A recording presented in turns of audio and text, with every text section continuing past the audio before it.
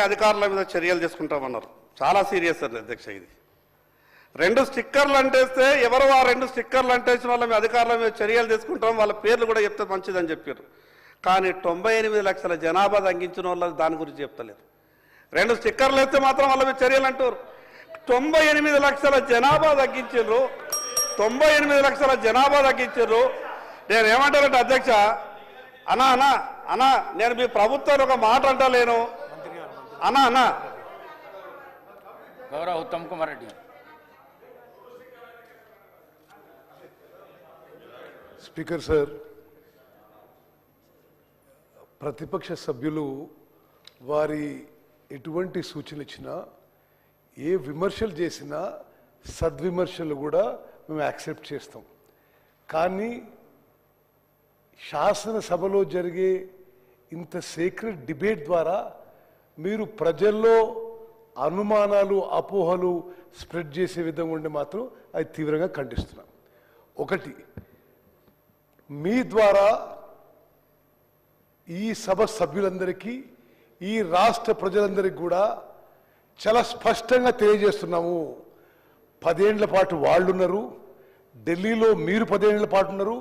మీరు ఎక్కడన్నా బీసీ కులగణన మొదలుపెట్టినండి? మీరు ఏ బీజేపీ రాష్ట్రం మొదలుపెట్టినా? మీరు నరేంద్ర మోదీ గారు మొదలుపెట్టినా? మొదలుపెట్టలేదు. స్పీకర్ సార్, ఇదొక చారిత్రాత్మక మార్పు. భారతదేశం యొక్క చరిత్రలో సామాజిక న్యాయం కోసం ఇది కాంగ్రెస్ పార్టీ రాహుల్ గాంధీ గారి ఇనిషియేటివ్తో మొదలుపెట్టిన విషయం దయచేసి మీరు గుర్తుపెట్టుకోవాలి.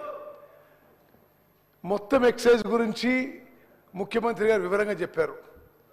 నేను నా సుదీర్ఘ కాలంలో శాసనసభలో, పార్లమెంట్లో అనుభవంతో ఇంత భారీ స్థాయి ఎక్సర్సైజ్ ఇంత మెటికులస్గా, ఇంత సిస్టమేటిక్గా జరగదని చెప్పి నేను మనం చేస్తున్నాను.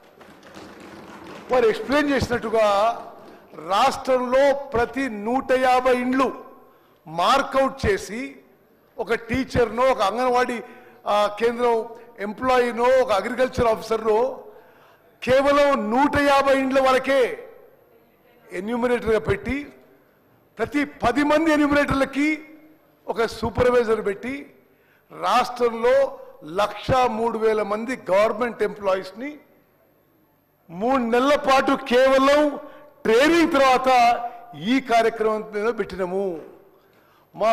మా ప్రభుత్వం యొక్క చిత్తశుద్ధిని మీరు శంకించొద్దు.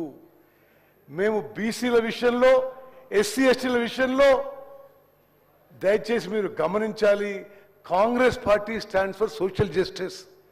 రాహుల్ గాంధీ గారు పార్లమెంట్లో బయట మాట్లాడినట్టుగా మేము సామాజిక న్యాయానికి కట్టుబడిన విషయం మనం చేస్తున్నాం. స్పీకర్ సార్, ఒకటి ఆ ప్రక్రియ విషయంలో మీకు ప్రతిపక్ష సభ్యులందరికీ కావాలంటే మరోసారి what is the exercise which went in to this whole exercise, this whole effort మేము సపరేట్గా కూడా ప్రజెంటేషన్ ఇస్తాం. మీరు మేము చేసిన ప్రక్రియలో ఏమైనా పొరపాట్లు చెబితే we are willing to correct ourselves. Speaker sir, సభ్యులందరికీ, రాష్ట్ర ప్రజలు నేను తెలియజేస్తున్నా, తెలంగాణ రాష్ట్రంలో 1 ఇయర్లో జరిగిన ఎక్సైజ్ బహుశా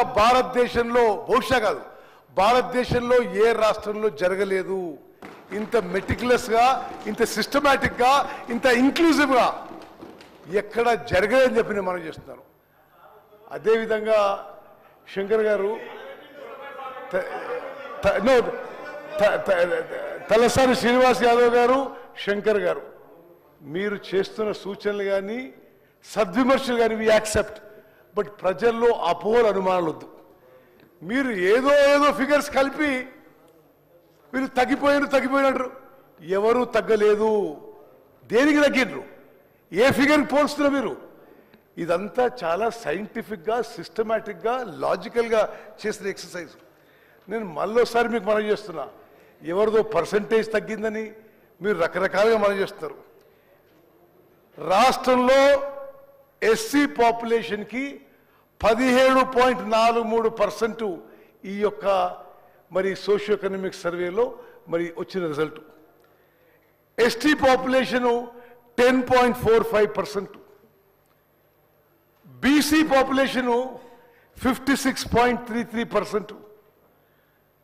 ఓసీలు 15.79%.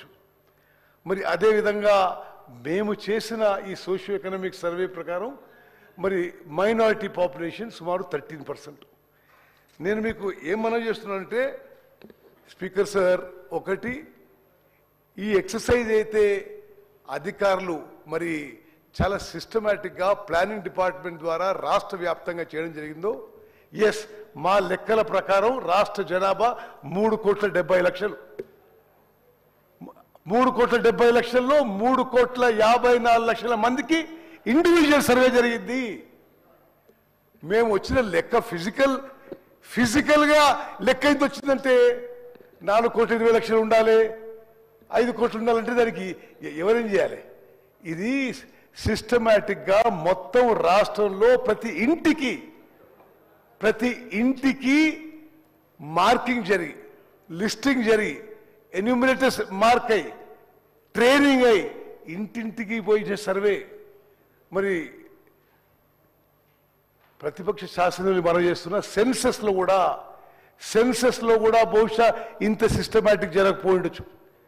ఈ ఫిగర్స్లో దయచేసి మీరు అనుమానాలు, అపోహలు కలిగించొద్దు. మా ప్రభుత్వం సోషల్ జస్టిస్ పక్షాన, ప్రత్యేకంగా బీసీలకు సోషల్ జస్టిస్ చేయడానికి పూర్తిగా కట్టుబడి ఉన్నాము. రిజర్వేషన్స్ ఎంత పర్సెంటేజ్ చేయాలి? తప్పనిసరిగా ఈ శాసనసభలో తీర్మానం చేసి పార్లమెంట్ పంపిద్దాం. మీరు షెడ్యూల్ 9లో పెడతాడు, పెట్టండి. మరి దయచేసి మా ప్రభుత్వం తరఫున కాంగ్రెస్ పార్టీ పక్షాన మేము సిన్సియర్ ఉన్నాము, కమిటెడ్ ఉన్నాము. దయచేసి మీరు మా కమిట్మెంట్, మా సిన్సియరిటీ డౌట్ చేయవద్దు, ప్రజల్లో అనుమానాలు పెట్టొద్దని చెప్పి నేను మనం చేస్తున్నా. స్పీకర్ సార్, నేను మళ్ళా ఇంటర్వ్యూని అయితే అవసరం ఉంటే కానీ this is a massive meticulous systematic exercise. స్వతంత్ర భారతదేశంలో ఏ రాష్ట్రంలో, బీజేపీ పాలించిన ఏ రాష్ట్రంలో చేయలే. శంకర్ గారు, మీరు నరేంద్ర మోదీకి సలహా ఇవ్వచ్చు కదా, మొత్తం భారతదేశంలో చేయొచ్చని. మరి చేస్తలేరు వాళ్ళు. మరి 10 ఏళ్ల పాటు వాళ్ళు పరిపాలించారు, వాళ్ళు చేసినరా? వాళ్ళు చేయలేదు. మేము ఒక స్పీకర్ సార్, మా ప్రియతమ నాయకుడు,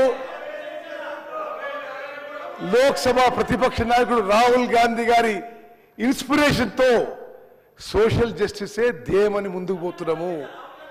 చాలా మెటిక్యులస్ గా ఈ మొత్తం ఎక్సైజ్ చేయడం జరుగుతుంది.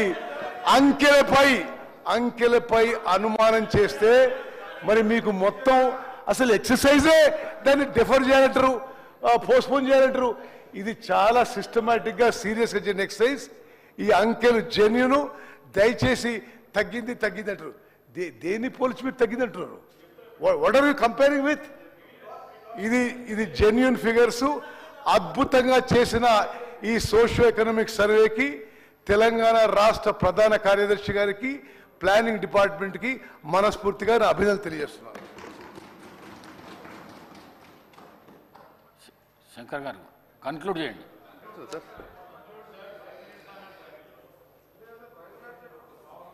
గౌరవ మంత్రివర్యులకు నేనేం తప్పుడు చెప్పలేదు అధ్యక్ష. నేను ప్రభుత్వ వెబ్సైట్లో నుంచి మాత్రమే తీసుకున్నా.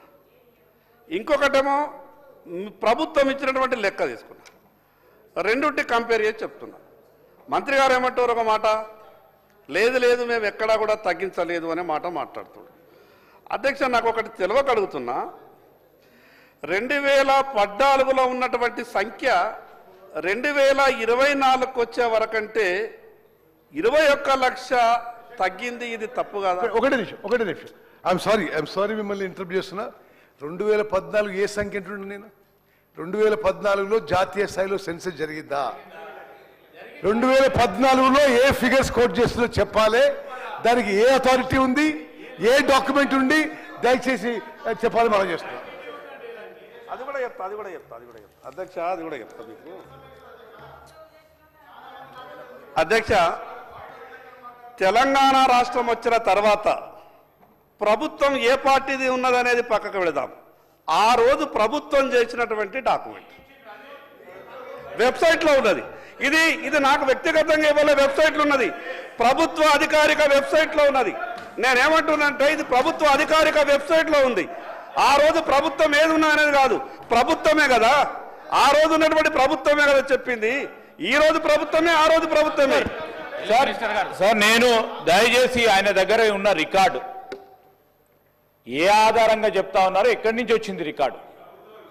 గత ప్రభుత్వం ఆ రోజు whether they have made A public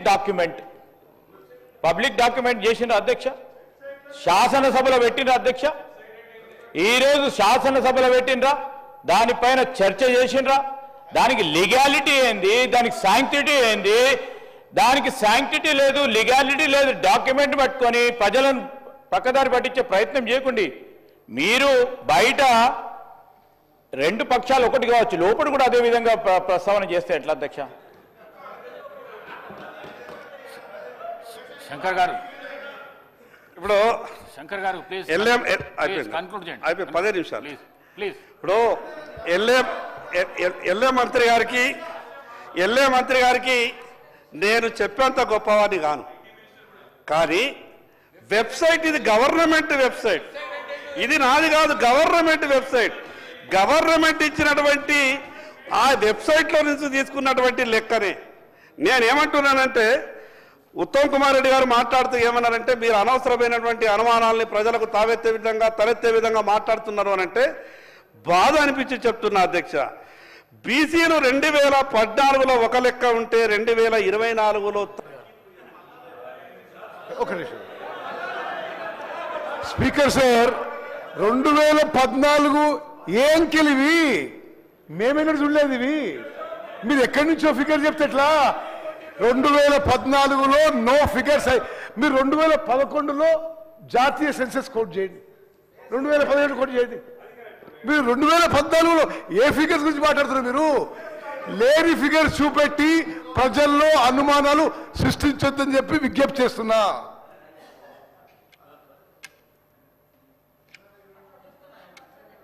అధ్యక్ష, దయచేసి పదే ఇంటర్వ్యూని కాకండి. ఇప్పుడు మీరు